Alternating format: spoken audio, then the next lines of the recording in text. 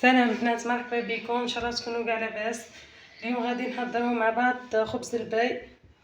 نحتاج في مقادير: عندي 2 بيض، كيس خميره، عندي خبز مطحون، عندي كوكاو مطحون ونواه كوكو، عندي نصف كيلو من السكر، عندي نصف كيلو زيت، عندي مبشور الليمون، مغرف كبيره في الفرين.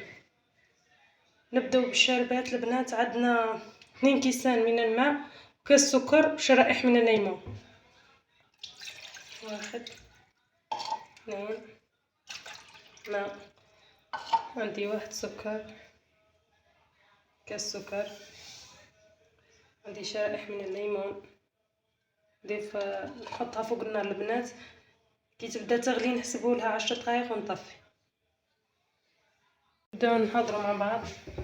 عندي 2 بيض، نضيفوا السكر، نخلطوا السكر مليح مع البيض. نستعملوا الباتور البنات ولا بالسين.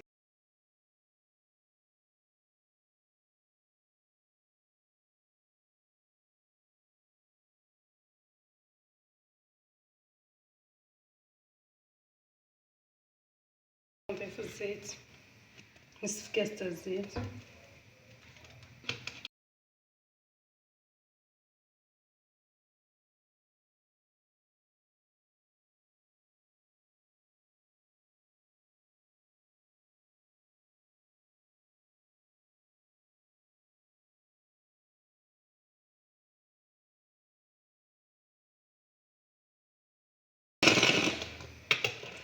نضيفوا نواه كوكو والكاكاو.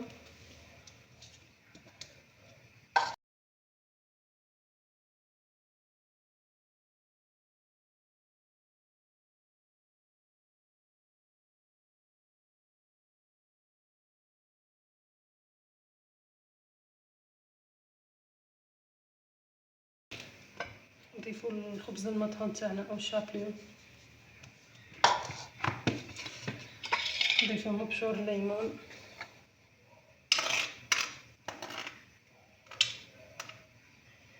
نضيفوا الفرينه،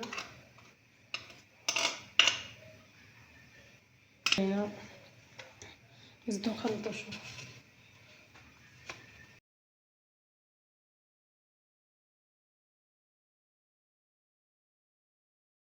الخميره،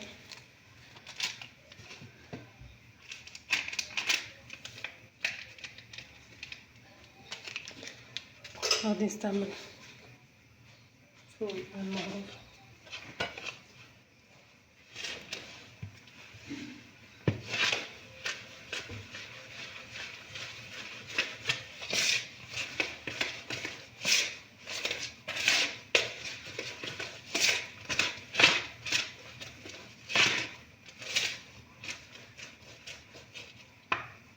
ندهنو المول تاعنا هنا بالزبده.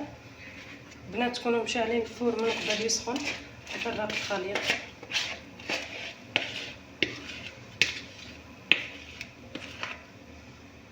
يجي القوام تاعها ثقيل البنات. نسوي السطح ونديرها طيب من بعد تشوف.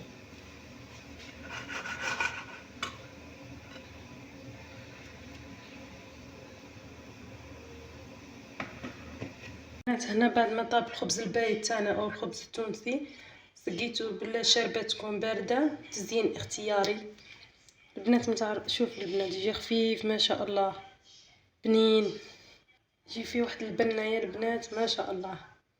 البنات اذا عجبتكم الوصفه ما تنساوش لايك واشتراك. سلام، نشوفكم فيديو جديد.